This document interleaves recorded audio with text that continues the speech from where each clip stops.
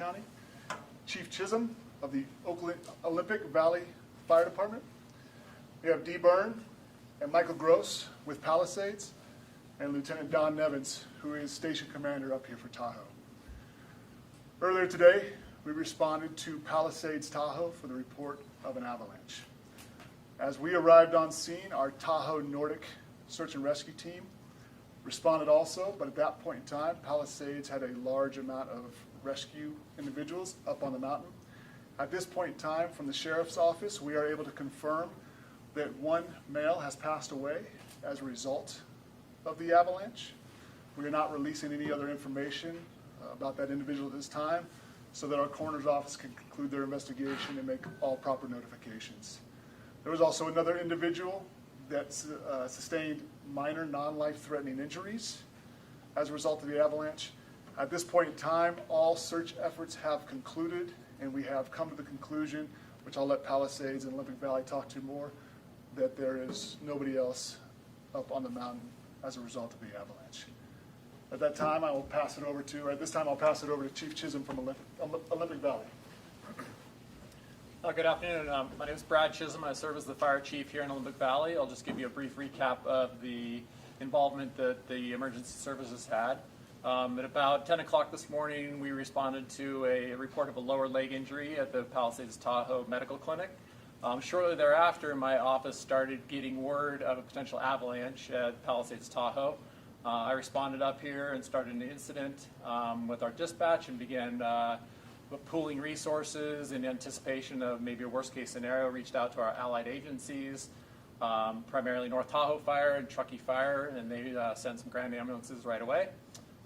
When I got up here, I was able to get through to Palisades Ski Patrol. Obviously, they were very busy, but they were able to give me an update. At that time, they just mentioned the two subjects that were previously mentioned. Excuse me, it didn't expand much beyond that. Following that, we entered into a unified command with myself and Placer County Sheriff and Palisades Tahoe, and began the command portion of the incident. As mentioned, the majority of the incident happened up on the hill, and it was managed by Palisades Tahoe, and emergency services just did the overhead portion of it. With that, I will send it back here, and he can introduce the Palisades members. Good afternoon, everybody. I'm Dee Byrne, President and COO of the resort. This is a very sad day for my team and everyone here. This is a dynamic situation. We're still undergoing an investigation. We have a lot to learn yet, and we'll be working with our agencies, our partners, and providing that information, those updates as we learn more.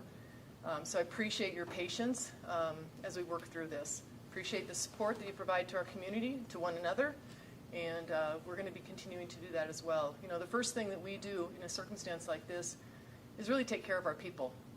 And so our guests and certainly our team members, our employees, and also our community. So that's first and foremost on my mind.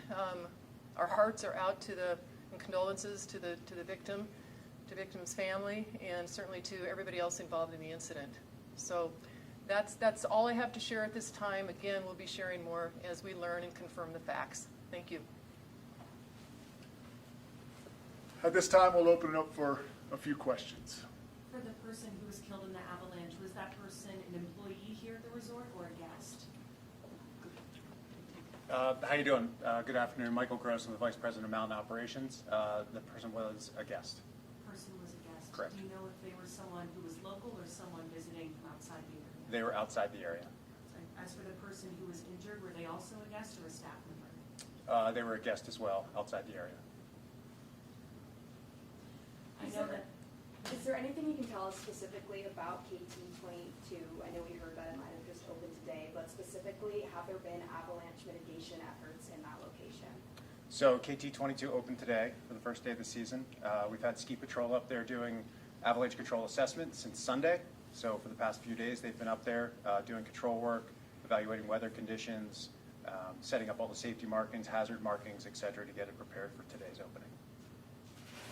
Is that typical to open it on a day when we're seeing such heavy snow, storm moving through? Absolutely.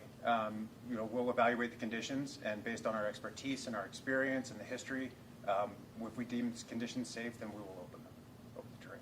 And what does avalanche mitigation look like? I know you kind of touched on it already. It's a variety of stuff that starts with forecasting, looking at weather data. We've got decades worth of weather data that we're always resourcing or referencing. It's looking at current forecasts, it's looking at all different models, it's looking at wind speed, snowpack, density, wind direction. There's a variety of things that go into play. And the people that are doing the work are truly experts in their field. Most of them have been working in it for 10 to 20 years, some of them upwards of 50 years, just doing forecasting. At what point today was KT-22 deemed safe for skiers? We opened the lift at 9 o'clock this morning. Hey, Michael, how deep were people buried, smallest depth?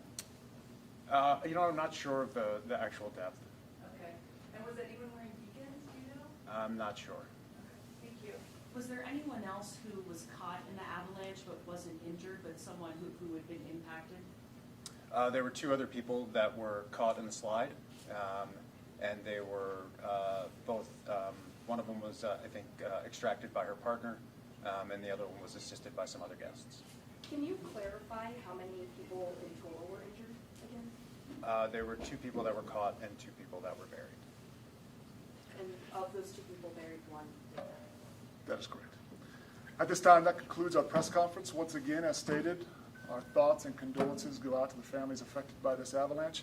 Please stay tuned to our social media sites, both with Palisades, Olympic Valley, and Placer County Sheriff's Office for further updates as the investigation continues. Thank you.